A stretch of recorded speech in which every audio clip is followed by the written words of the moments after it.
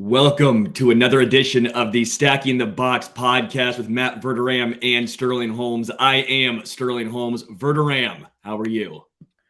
I'm good. I'm tired. I'm trying to keep everybody happy. I told you right before we went on here. My wife's birthday was yesterday. I'm not going to say her age. My oldest daughter turns 5 today, so we got that going on.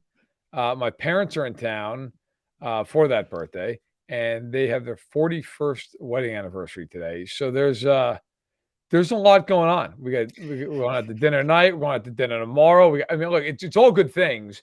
But I'm good. I'll tell you, the NFL's trying to ruin me though this week. You got the Chiefs playing a game that I'm pretty sure we should all file a lawsuit afterwards, and then the NFL putting on two of the worst primetime games I've ever seen in my life. In fact, 3 if you like to go back to Thursday.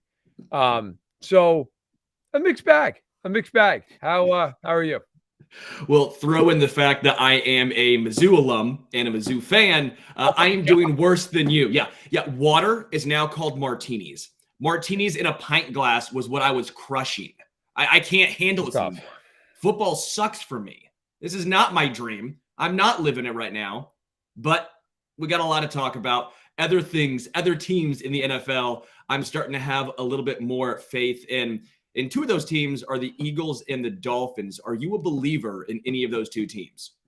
I'm a huge believer in the Eagles. I wrote about them this offseason. I did an insider piece and talked to people around that organization about why they did what they did, how they went about their business in the draft and free agency and trade for A.J. Brown, so on and so forth. Look, I think the Eagles are really good. Like, I know the Commanders are the Commanders and the Lions, although improved, are the Lions. But, like, when you're hanging 30-plus points on teams, okay, hanging 38 on Detroit, then you hang 24 on Washington, and then also on Minnesota. Defensively, you have 9 sacks against Washington. Like, you're playing pretty damn well. Do I think they're the best team in football? They're number one in my power rankings right now. Like, do I think they're going to be there in January? I don't know. You know, I've got to see them do it for a longer period of time, right? But right now, they're playing the best football in the league. The Dolphins, for me, I'm a little different on. I have a lot of respect for Mike McDaniel and the way he's bringing that team around. Tyreek Hill's been huge for them. Didn't have a big game on Sunday. Didn't have to. The reason I feel differently about these two teams is the Eagles have been dominant in their games. The Dolphins, look, fine week 1. They were in control against New England. The game was never in doubt. Fair enough. Week 2, they go to Baltimore and get killed for 3 quarters. And then all of a sudden have this unbelievable 4th quarter, they win the game. Okay, awesome. Then you go play the Bills, who, look, the Bills are juggernauts the first 2 weeks. I know they've got a bunch of injuries in the secondary. You win that game, that's really impressive. You were outgained 500 to 212. Like, the odds of winning that game have to be 3%, if that. Like, Allen threw the ball, I think it was 63 times in the game. They had the Bills had 90 plays. The Dolphins had 39. Like, I don't feel like that's sustainable. I feel like the Dolphins are doing things a little bit with smoke and mirrors right now, where I think the Eagles are just really good.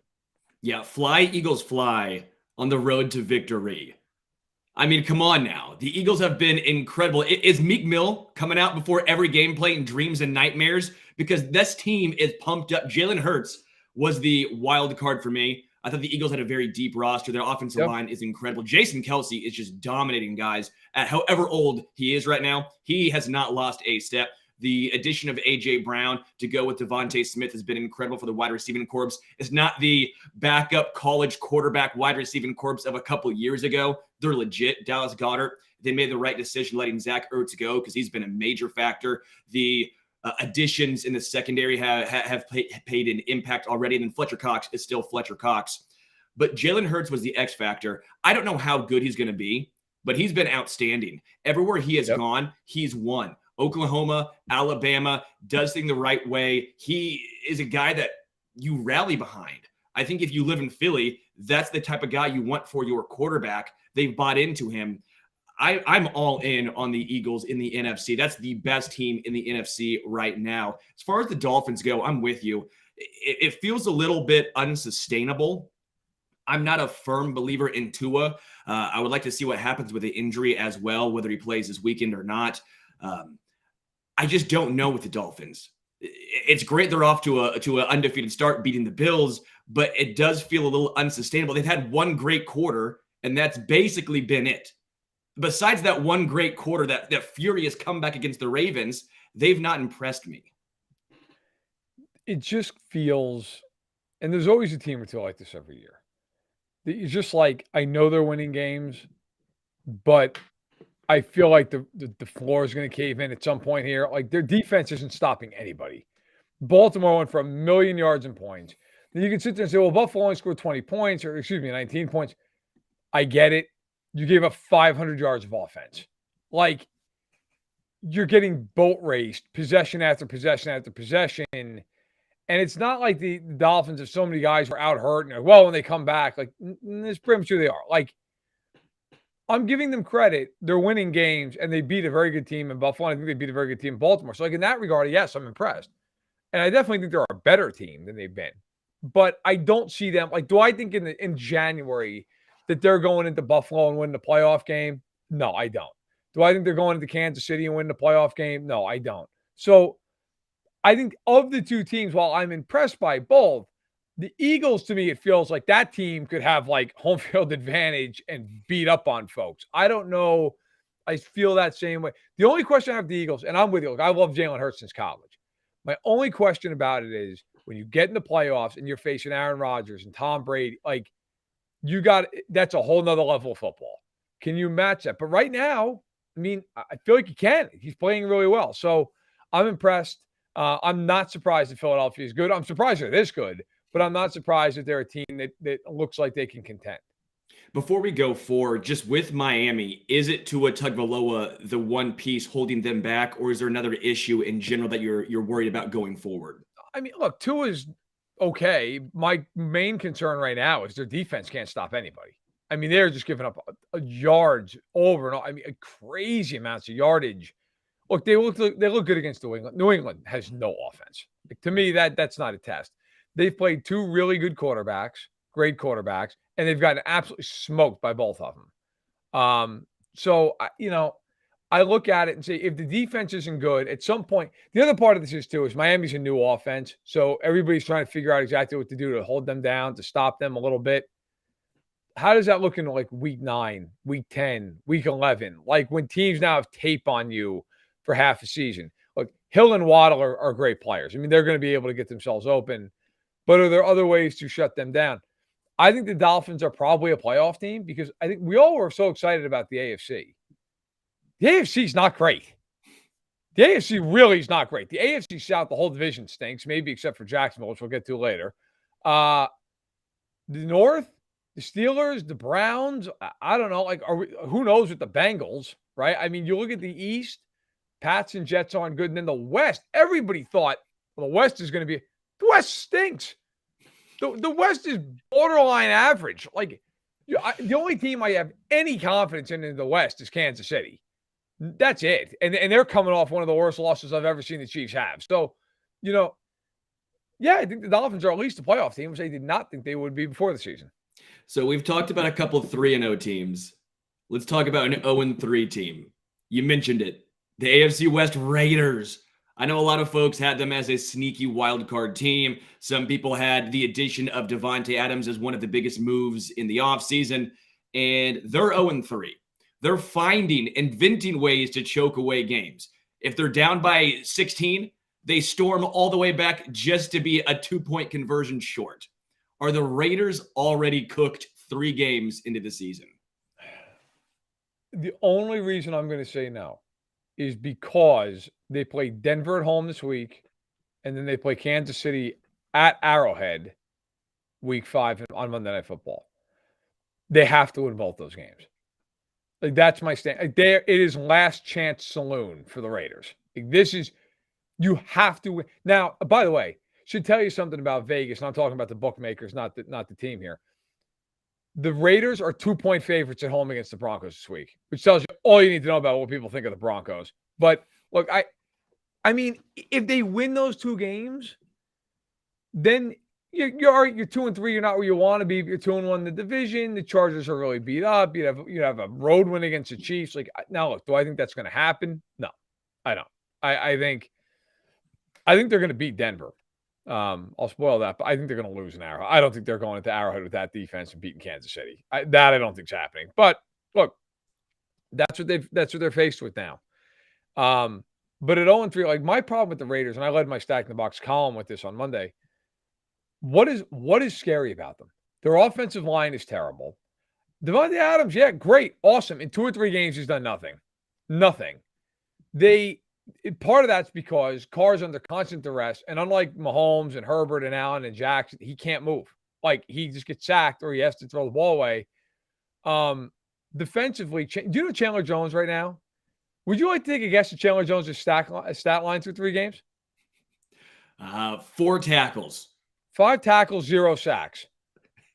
Awesome. $17 million a year. So he's done nothing. They have nobody in the secondary who scares you at all. Like, you look at it and say, okay, so what exactly do they do? Now, the Broncos can't score a point. So maybe this week you win the game like 20-17.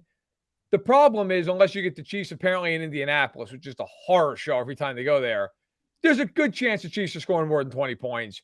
And the Raiders just can't get there. So I won't say they're cooked because I think the schedule gives them an opportunity here. But I also think it's a brutal. Like, I think the chances the Raiders win both these games are like 20%. So they're in deep, deep, deep trouble. Also, by the way, their coaching is terrible. Okay. 1 of 12 on 3rd down last week. You have 6 red zone trips and come away with 2 touchdowns against the Titans. That's coaching. It's horrible coaching. So not a lot going well for the 0-3 Las Vegas Raiders right now.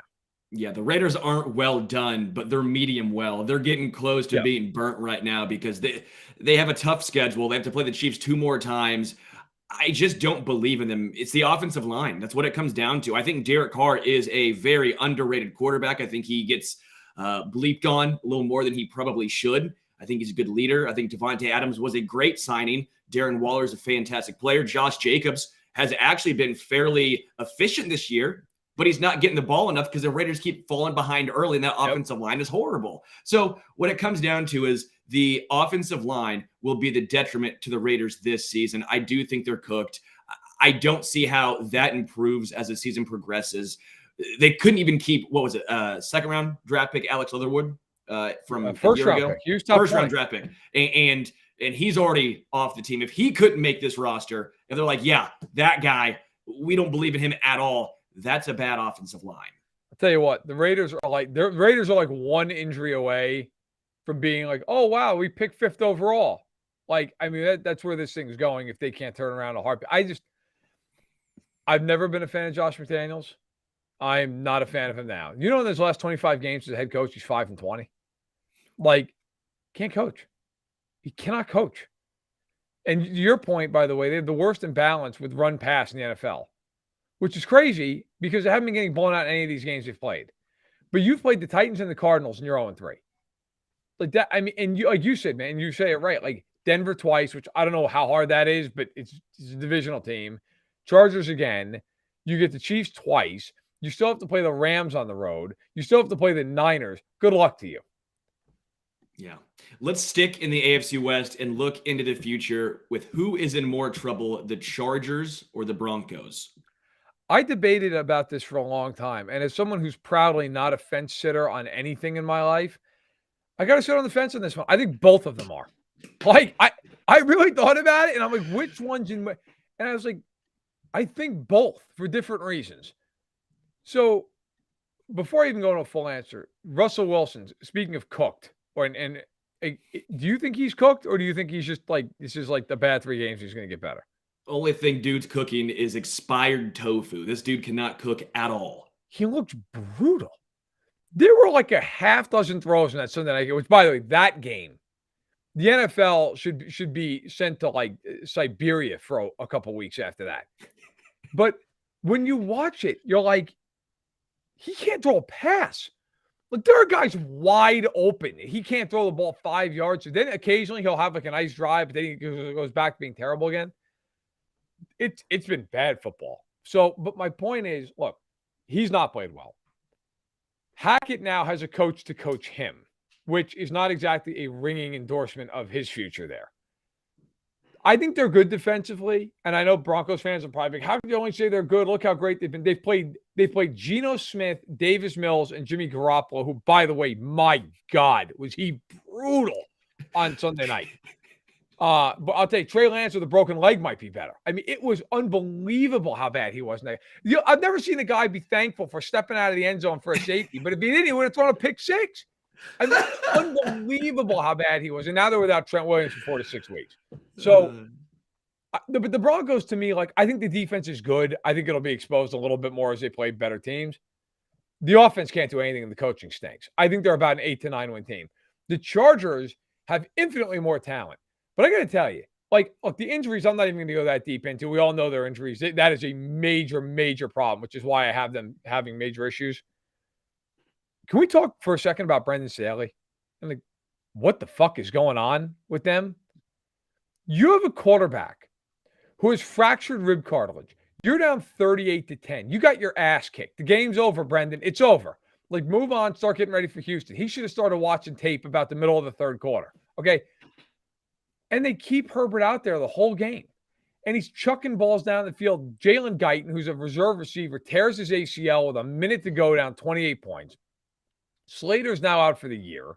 Bosa's out week to week with a significant quote-unquote groin injury. Okay, J.C. Jackson, who they had to have back in week 2, got cooked by Justin Watson for a game-changing touchdown, and now he's out because he's got inflammation in his ankle and it's not responding the way they want it to. So you got all that going on. But, like, to me, Jackson playing in week 2, that's a coaching thing. Like, you should have, like, that's a staff thing. Like, why is he on the field if he's not ready to be on the field? He didn't practice at all before he played in that game. Now you've got Herbert, who's your franchise, who's out there when you're down 28 points. And after the game, Staley says, well, you know, he wanted to be out there. Well, that's great. You're the coach of the team. Pull him off the field. Like, I got to tell you, I didn't know what to think of Staley after his first year. I think I know what I think of Brendan Staley right now. Like, he's just not a good coach, and they're not a good staff. And what you're left with is a 1-2 team with a lot of injuries that can't beat anybody that they should beat on a week-to-week basis. I'm out on the Chargers. Yeah, I'd probably say the Chargers right now are in more trouble just based on injuries and the way they handle injuries. Justin Herbert should not have even played that game. There's no reason for it. He looked nothing like Justin Herbert. He does exactly. If you see him looking like that in practice, in warm-ups, pull the dude. There's no reason for it. If you're going to lose, at least let him rest up. The Chargers are in way more issue just based on injury alone. The Broncos, the one thing I will say, they are at 2-1. I wonder if that final drive that Russell Wilson had will revitalize and show him that he still has some movement left in those legs. Because if he does not run, he is not a good quarterback. But that last drive basically encapsulates what he was doing in Seattle. Extending plays. Even if you're not picking up lots of chunk yards with your legs, extending the plays and allowing some magic to happen can get it done. That little flick pass where he was right on the line of scrimmage right there, I don't know how they didn't review that. It was a huge play. And I just wonder if that final drive will revitalize a Russell Wilson who obviously has not been this bad for this long. You're sitting at 2-1. I do think the Broncos have a little bit more hope going forward. Yeah, I mean, right now, Russell Wilson, let's ride and all that nonsense. I mean, he might ride right to a nursing home. I mean, they just look, man. The biggest concern I have with them is not Wilson; it's the coach. Like, I just look at them and think you can't go. By the way, that's why, despite the Chiefs, I'm pretty sure we should break the news that we found that the Chiefs, the entire team, was betting on the Colts money line on Sunday. Look, despite all that, that's why I think the Chiefs are going to win this division by 2 or 3 games. The Chargers are beat to hell. The Raiders, but like, the bigger thing is all 3 of these coaches, they stink. None of these guys can coach. And Andy Reid, as much as sometimes it's cheesy, drives you out of your mind with certain things that they do. Like, he can coach. He's going to the Hall of Fame. Like, they just are. They're so well coached compared to other teams. And believe me, I just spent 3 days ripping the fact that I think sometimes the Chiefs, like, they come out with very odd game plans But by and large, their schemes are very good. Their personnel groupings are intelligent. Like they don't take a ton of penalties. These other teams, it's like some of these times, really, you look at these teams, you're like, did Nathaniel Hackett, like, did he ever watch a football game before he became a head coach? Did you ever play a game of Madden? Like, what is going on? Like, it's just, and then Staley, look, for all Andy Reid's faults, there is no way Mahomes would have been in that game in that situation. Like, I can't even imagine a scenario where the Chiefs would be like, that's fine, Pat. Go out there. Just let it rip. We're down 28 points with a minute to go. Like, there's no way. There's no way that would happen. It's just, it's negligence, honestly, is really what it is. Let's look into the future. Number 2, do the Chiefs or Bucks discover their offenses on Sunday Night Football? All right, so this leads right in. I don't think either one of them is going to discover their offense. I thought about this. I wrote on the rundown that I think the Bucks will, but I actually am kind of going to go a little the other direction for one reason. I think the Chiefs, despite all their nonsense, like they were close in that Colts game. I mean, Mahomes misses a throw to MVS where it's a touchdown, right? I mean, Kelsey drops a touchdown. The Chiefs actually, like, at times moved the ball fine in the game. They just made a bunch of mistakes that killed them. Now look, woulda, coulda, shoulda, right? I mean, you lose, you lose.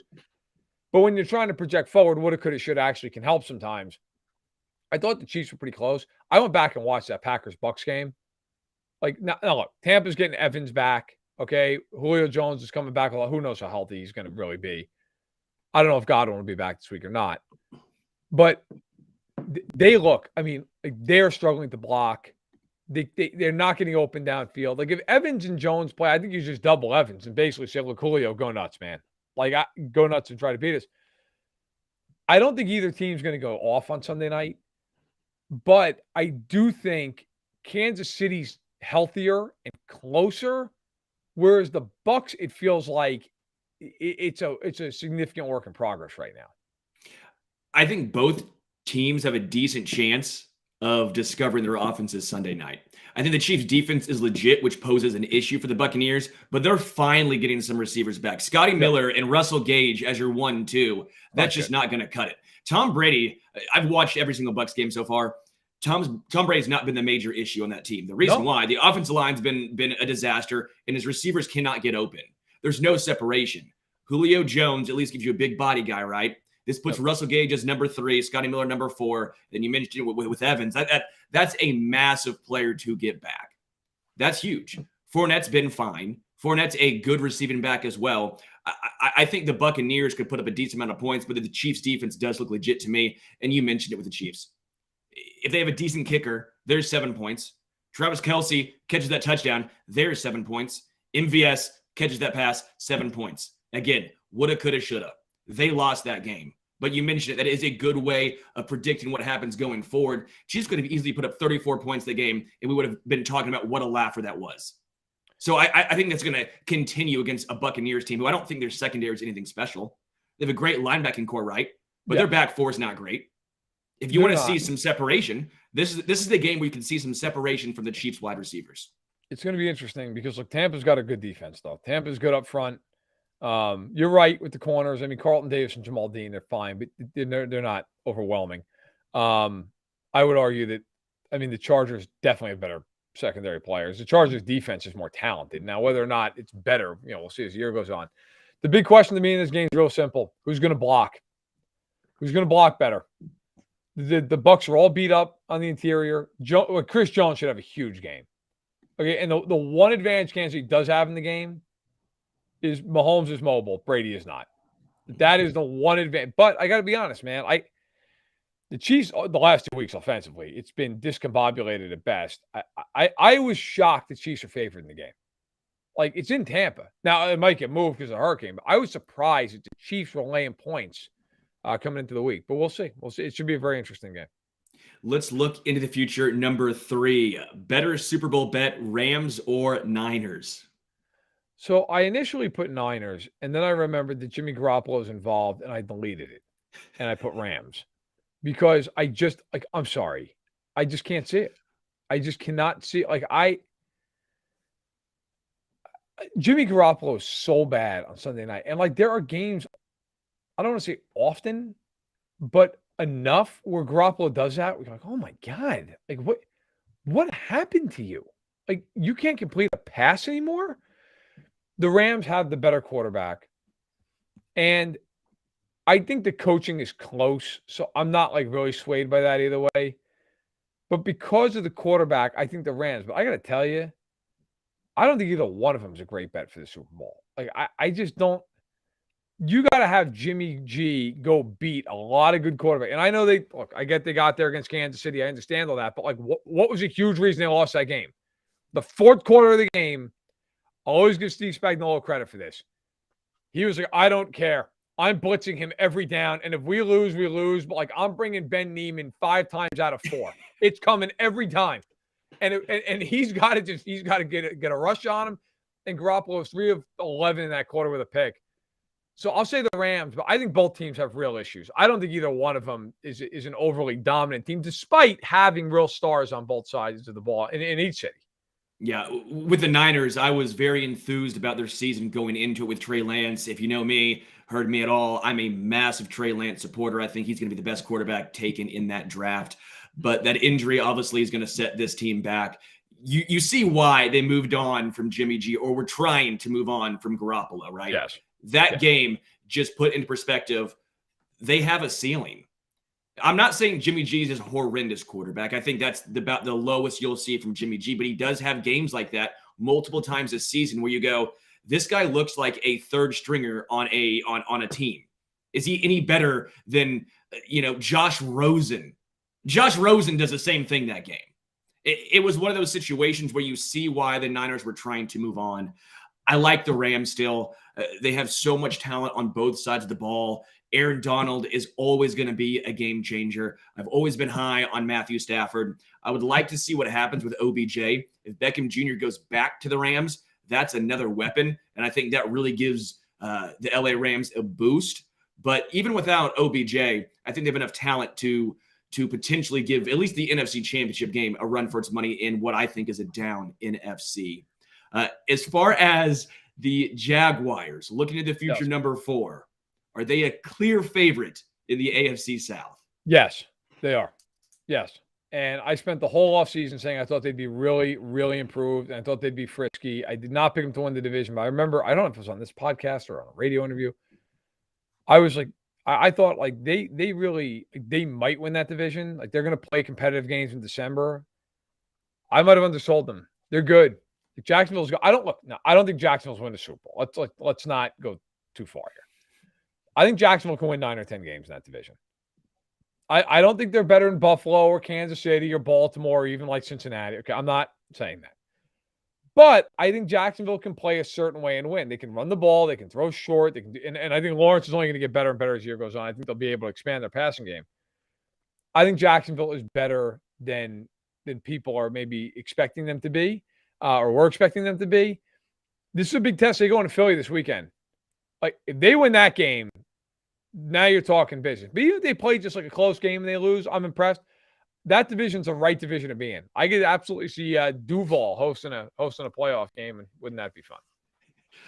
If you believe in point differential, then you believe in the Jaguars. Through 3 games, they're second in point differential behind only the Bills. So if you go by that, that means they've taken care of business and they've dominated.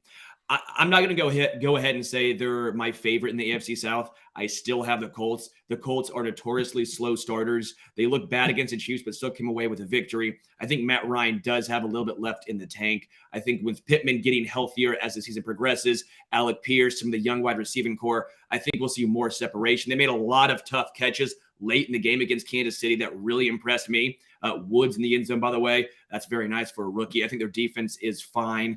When they get Leonard back, that'll be a big boost for the Colts. I think 8-1 is going to win this division. And who has the tie? The Colts. I think 8 wins will win this division, and that tie is going to be the difference maker. I'm not saying the Jags are a bad team. I don't think they're going to win 5 games, but I do think that tie is going to make a difference, and it's going to go to the Colts. By the way, a couple quick things. Sterling Shepard out for the year, torn ACL. Came down while we're on the pod. Shame for that kid. You hate to see it. Also, credit to Seren Petro here, who's, of course, a radio host in Kansas City over at 810. He says, update on the Chiefs-Bucks game, or tweets, I should say. Update on the Chiefs-Bucks game. NFL is going to wait as long as possible to make a decision, most likely tomorrow, Wednesday, for those listening. If the game is moved, I'm being told Minneapolis is preparing to host the game. And people might wonder why Minneapolis. It's because the stadium's empty. The Vikings and the Saints are playing over in London. It's obviously far away of any kind of a hurricane situation. We'll see. Maybe the game gets played in Tampa on Sunday night as it is currently scheduled to be. But keep in mind, the Buccaneers are practicing all week in Miami to get out of the path of a hurricane that unfortunately looks like it is headed inland for Florida. So hopefully everybody down there is safe and takes caution. But that's where we're at. So we'll see if that game is moved both in location and time. I would think that they would keep it on Sunday Night Football with Mahomes and Brady. But I guess you never know based on all the moving parts. Mr. Update himself, Verderame. There you go. A little, I'm at every 20 minutes in the hour. So I'm here to provide updates. So I'm sure when people listen to this, they're going to go, yeah, Verderame, that's great. We heard that yesterday. As far as the Jaguars go, does this just prove how important having a actual adult in the room, an actual head coach, someone who knows what they're doing? Because to me, if there's ever a case that head coaching or coaching staff makes a difference, this Jaguars team is it. That was literally the reason I thought they'd be better this year. Had nothing to do with Christian Kirk and bringing in Brandon Sheriff. Like, I thought those were good moves. I thought they overpaid for Kirk, but he's a good player. I was fine with all that. But that wasn't the reason I moved the needle. The reason I moved the needle is because Urban Meyer's the worst head coach I've ever seen in my life. And Doug Peterson's got a Super Bowl ring. Doug Peterson can coach. I understand there's flaws and all that. It's fine. Most coaches have flaws. Doug Peterson is a good head coach. And that guy, he is going to get them to play professional football. Like, he's going to get them to execute, not take a million penalties. Okay.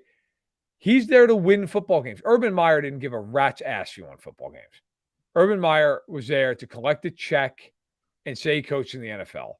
And I have no qualms about saying that. I have never in my life seen a coach who was more embarrassing to his organization than Urban Meyer. Like, Nathaniel Hackett is pretty unprepared, but I think Nathaniel Hackett generally wants to win and he's invested in winning. Like, I think the man's there for all the right reasons. Urban Meyer was there to collect a check, and quite honestly, it showed. It showed after week 4 when he couldn't be bothered to get on a team flight, and then showed up at a bar and stuff with a woman who is not his wife. And I'm not getting into everybody's personal life, but when you end up, skipping flights and all that, not great. By the way, on a complete side note, earlier today interviewed Clay Matthews III, as it is, the former, of course, edge rusher for the Packers and then later the Rams. One of the most enjoyable interviews I've ever done. Talked to him for 15, 20 minutes. We talked about USC, talked about the Packers, talked about now his life as a stay-home dad of 3 kids. Awesome guy. It'll be up on the channel later today on the Stack in the Box YouTube channel. Which, by the way, if you've not subscribed to that, we're like 50 people away from 5,000. We need you to get there to get to 5,000. Don't make me beg. I will, but I'd appreciate if I don't have to. We're like 50 away, 52 away, something like that. So please go and subscribe to the channel, and you'll get cool stuff like this. And by the way, looks like we're going to have Drew Brees later in the week.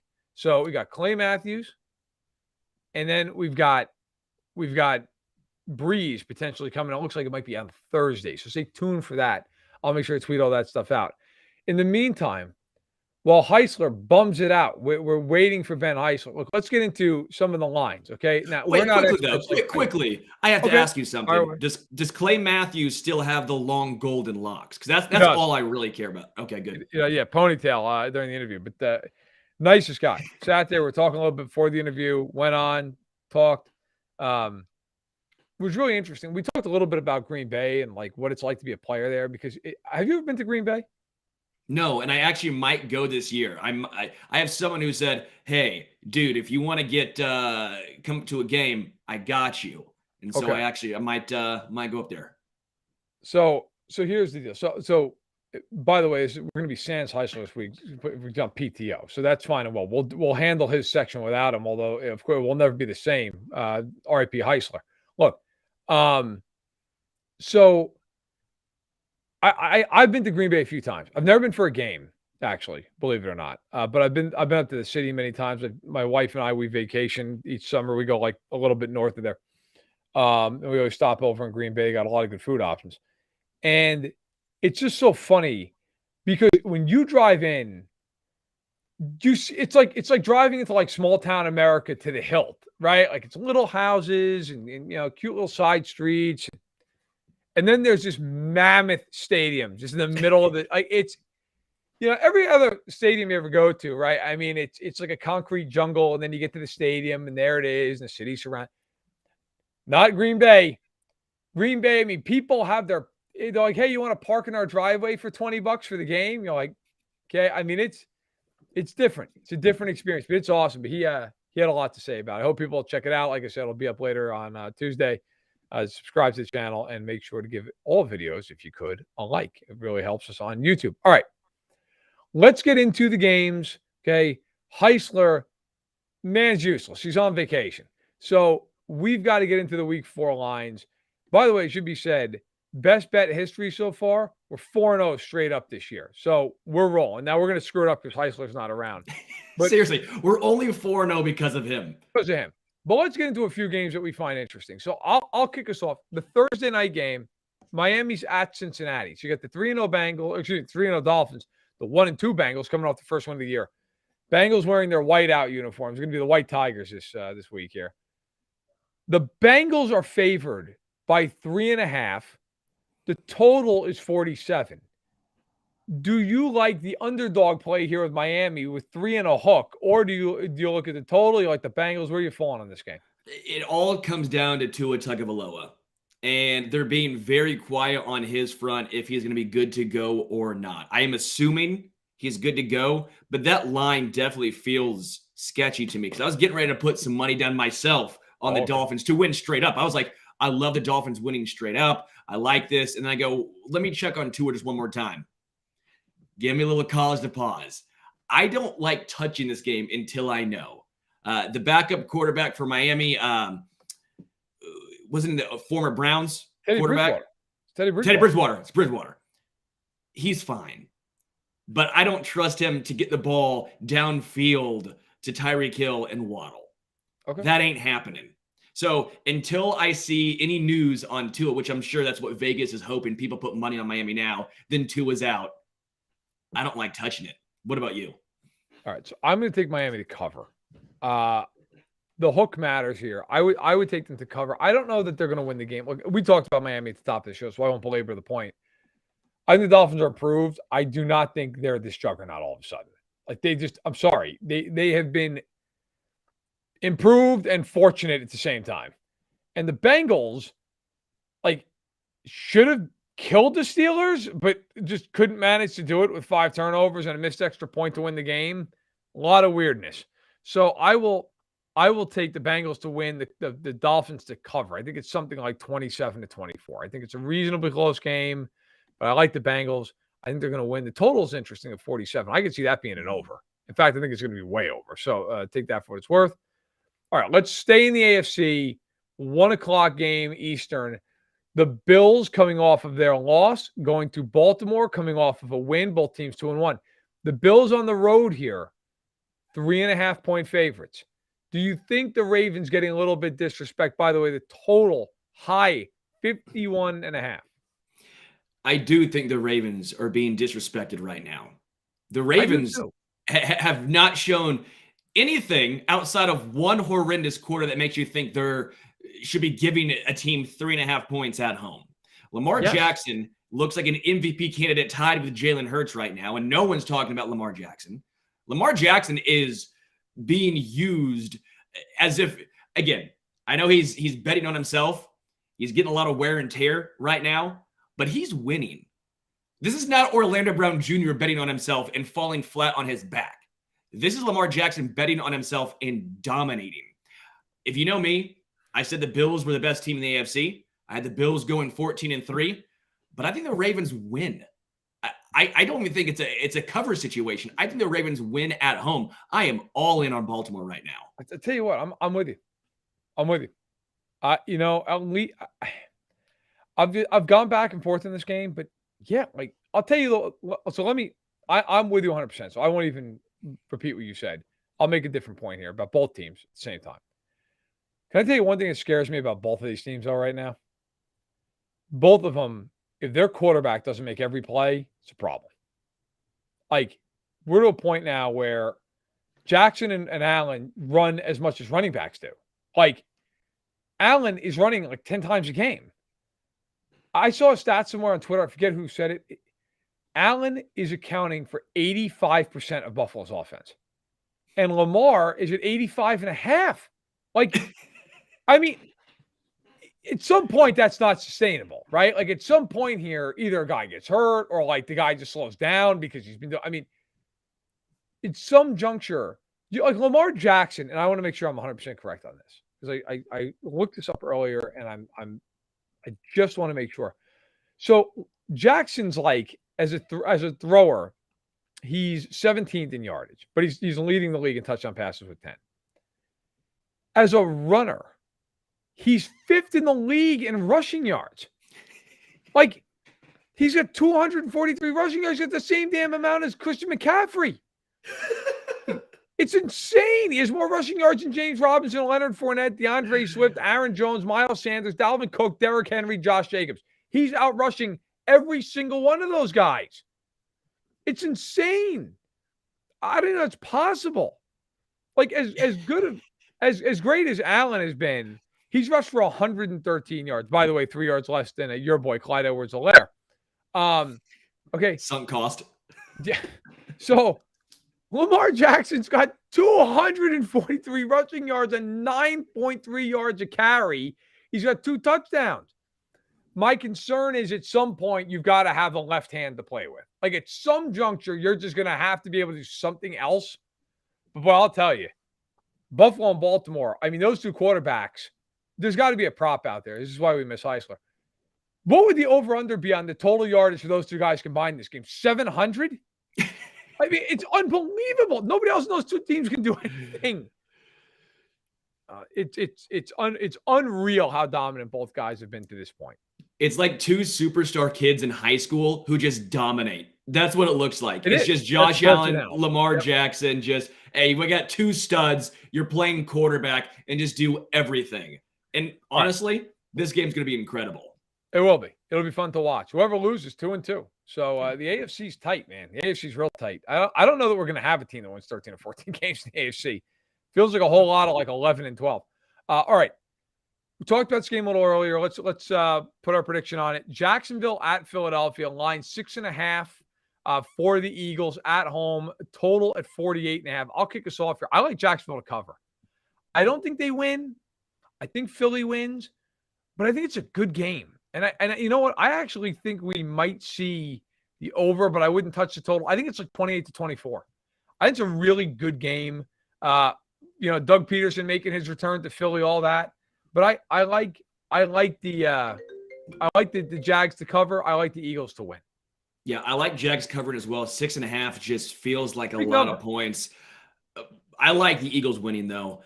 Jalen Hurts just looks too good right now. I like the over. Both teams right now are just putting up a lot of points. And typically I would go with the Eagles because I think they're just a clearly better team when it comes to even the 6.5. I think a touchdown they could easily win by. But I want to go back to that point differential number. This is why I don't think that Jags are a fluke.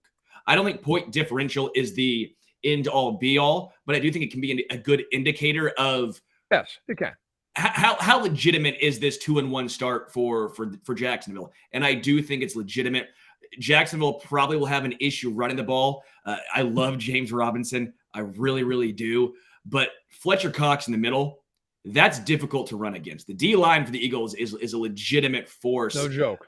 This will be the biggest test, and you mentioned it earlier, so I don't want to, again, hit on this too much, but this is the biggest test by far to see how legit the Jaguars really are. All right, let's get to the Sunday, Monday night games because the Sunday afternoon games are nothing to write home about unless you're a big fan of Denver and the Raiders, which, by the way, if you're in on coaching and competence, that game is nirvana. All right, and 2 fan bases who are just furious. Good times. All right, let's go to Sunday Night Football. 2-1 Chiefs, 2-1 Bucs. Brady and Mahomes both coming off a loss. Both looking for revenge. I got to tell you, Chiefs fans have gotten mad at me because I tweeted about this. I was shocked at this line. The Chiefs are favored in this game by 2.5 points on the road. The total's 45.5. Are you surprised? Let's just go here first. Are you surprised the Chiefs are favored on the road in this game? Yes, 100%. I'm surprised. Okay. Where do you land on this game? Because I like, of all the games this week, I could see this game going a lot of different ways. Where do you land on it? I think the Chiefs win. I truly believe that we've talked about it going into this previous week. I know you can't take anything out of what happened in week 3, but we said the Bills and the Chiefs are clearly the best two teams, right? Yes. That's what we said going into week 3. We had some shakeups. Now we think Baltimore's better. We think the Eagles are better. Chiefs. I don't think Baltimore's better in January. Okay, but my point is, I think there may be a better team after that win. Like, yes, I think the Rams are legit. Yes. My point is, I don't want to let 1 week redefine how I feel about the Kansas City Chiefs. They are still an elite team. I did not think Tampa Bay was elite going into this year. I think their offensive line is still an issue. I think we mentioned it. The receivers coming back is a major factor for the Buccaneers. I still think the Chiefs are the better team. I think they have so many weapons. The loss of Willie Gay Jr. has not been as important, at least through 1 week, as we originally thought. Harris did a fine job. He did. And I do think the Kansas City Chiefs defense is legit. I think Kansas City's defense is not a fluke. I think Jalen Watson is a bona fide starting cornerback. L'Jarius Sneed has been outstanding. Spags will run a whole bunch of different blitz packages against Tom Brady. Even though I think the line is a little wonky, I'm still going with Kansas City in this game. All right. So, yeah, everybody can take this and scream at me on Sunday. I worry about the Chiefs O-line in this game. I think they're very talented. They're not playing well. I also, maybe this is just 20 years of this. It feels like every time when Brady loses a game and they get counted out, the next week the man is like God on steroids. Every time. I do think the Chiefs are the better team. And by the way, even if they lose this week, I still feel like Kansas City and Buffalo are the two biggest Super Bowl contenders because January is a different animal than it's September and October. Okay. If the Chiefs are 2-2, that's not like some death sentence. The Chiefs could end up still being like 13-4. That being said, I'm going to take Tampa in this game. I worry about the Chiefs schematically. It feels like offensively they're out of whack. And Brady off a loss is just terrifying. Now, I will say this. Mahomes off a loss is also terrifying. After the performance he put on. Of course. Oh, listen, you know how I feel about Mahomes. I think he's the best player in the world. But I just think, now, I will say this. If the game gets moved to Minneapolis and all that, that does throw some things out of whack. That's a lot easier for the Chiefs than it is for Tampa. If this is supposed to be a home game, now you're going all the way up, basically, from one end of the country to the other. That's an easier move for the Chiefs who are practicing at home all week. They're not disrupted. Like that stuff does matter. I'm taking the Bucs for 2 reasons. One is I just think up front right now, the Chiefs are somewhat of a mess. The second reason is, again, just Brady. And I admit, like, that's just a gut thing because you're right. Like, Mahomes could go score cert and throw for 400 yards. I'm not saying he couldn't. I think the Chiefs are better. But the Chiefs right now, the last 2 weeks offensively have kind of been a wreck. So you could argue Tampa's been a wreck the entire season offensively. I will take the Bucs and prepare to be screamed at by every Chiefs fan in the world when the Chiefs win this game by 30 points. But I'll go that way. If it makes you feel better, Verderame, preseason, I had the Chiefs losing this game. Preseason, I had the Colts beating Kansas City. So I'm technically 3-0 on my preseason write down on Arrowhead Addict podcast. So I'm 3-0 over there. So if the Bucs win, I'll move to 4-0. And I got called uncredible, a buffoon. I lost all respect when I had the Chiefs at 2-2 through 4 weeks. So maybe I would gain some credibility back if they actually do lose. I want the Chiefs to win. I want the Chiefs to win. The fan in me, but the analysis in me was the defense will struggle to gel early on, but the defense for Kansas City has gelled much quicker than I expected. Well, look, we don't have to belabor the point, but that's the funny thing about the Chiefs. I actually agree. The defense looks unbelievable. Like, the defense is great. Their problem is offensively, they can't figure out anything. All right, let's get to the last game of the week, Monday Night Football. The Rams going to San Francisco. Look, the Rams are dogs in this game, despite being 2-1. The Niners, of course, 1-2, coming off that dreadful performance on Sunday night. This game at Levi Stadium, the Niners, a 2.5-point favorite. The total, 42.5. So low total. I'll kick us off here. Look, I like the Niners in this game. At home, they have a lot to prove. The Rams have looked bad, honestly. I mean, the Rams really, they did not play particularly well offensively against the Cardinals. The Falcons, they almost lost that game. They got hammered by Buffalo. Now, the Niners. But the Niners look good? No. I'm about to get there. The Niners have been awful as well. Okay? No argument. The reason I'm picking the Niners is the Niners typically kick the Rams' ass almost every time they see them. Sure. And people could go, well, the NFC Championship game. If Jaquaski Tartt can catch an arm punt, they win that game. Like, the Niners have had their number for years on end. And here's the other big reason in this game. I think the Niners are going to sack Stafford about 7 times in this game. And Stafford, for all his qualities that are good, he will throw picks. He will just whale balls into coverage when he's under pressure. So I will take the Niners at home to win this game.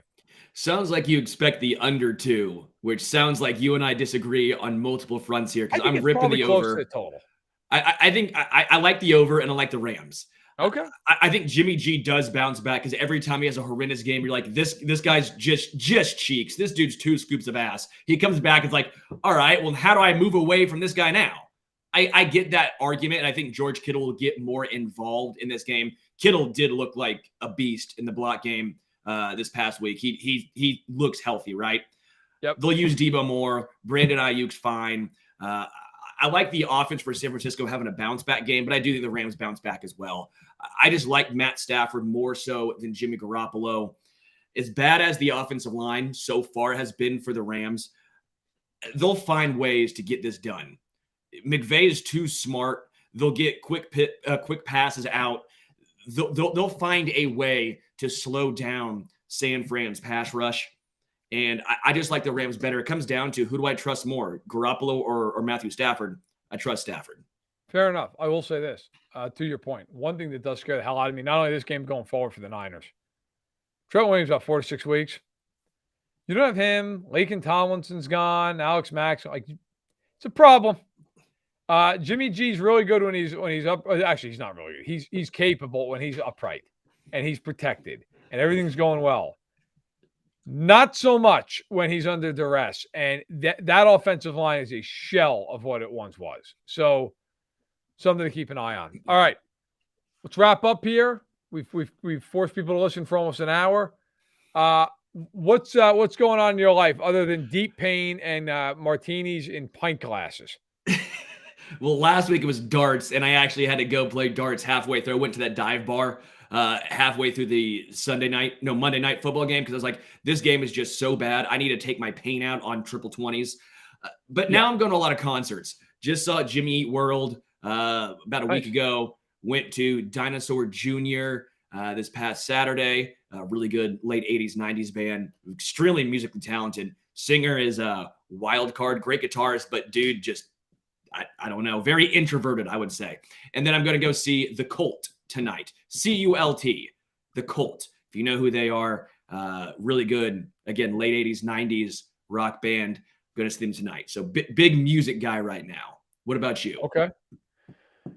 Well, I led with it, so I'll finish with it. Look, we got birthdays galore here. We got the anniversary for my parents, so that's fun. That's a good time. I think other than that, like it's been a pretty quiet week. You know, my daughter, she woke up, Maisie. She again turned 5 today. She's very excited about it. I asked her, "Hey, Maisie, how'd you sleep last night?" I slept like a 5-year-old. Like, okay, like she's drawing a picture this morning before she goes off to school, and my wife's getting ready to walk out the door with her younger daughter to drop her off at daycare, and Steph's like, "Oh wow, Maisie, it's a nice drawing." She's like, "Yeah, 5-year-old drew that." And then it was sitting there getting ready, and she's sitting on the couch. She's like, "You're sitting next to a 5-year-old." Like, awesome. But she is a riot. She is my pride and joy. And she sat down. She watched a good chunk of that Cowboys-Giants game. She's learning slowly but surely, like each I feel mark. sorry for her. I have poor kid. Each mark on the field is worth a yard and this and that. Like, so her dream now is to meet Patrick Mahomes. Like anytime she sees him on a commercial, she's like, that's Patrick Mahomes. Like, so she asked me, she's like, can you take me to a Chiefs game? I'm like, yeah, sure. She said, can we meet Patrick Mahomes? I'm like, that might be difficult. But I'm like, we'll see. We'll see what I can maybe try to arrange. But she wants to meet Patrick. That is like her new life's ambition. Does she think the yellow first down marker is on the field? That's the real question. She probably does. Although my dad was explaining to her that it's like just on TV, but she understands like rudimentary things about first down. She's now understanding, like she knows the quarterback and she knows it's the most important position. And she's very concerned. She's like, if Patrick Mahomes, like if you ever got hurt, the Chiefs we're done. I'm like, oh yeah, big time. She's sitting here going, running backs don't matter. She's really analytical. she worries about like when there's a big hit. She's like, oh, I hope nobody gets hurt.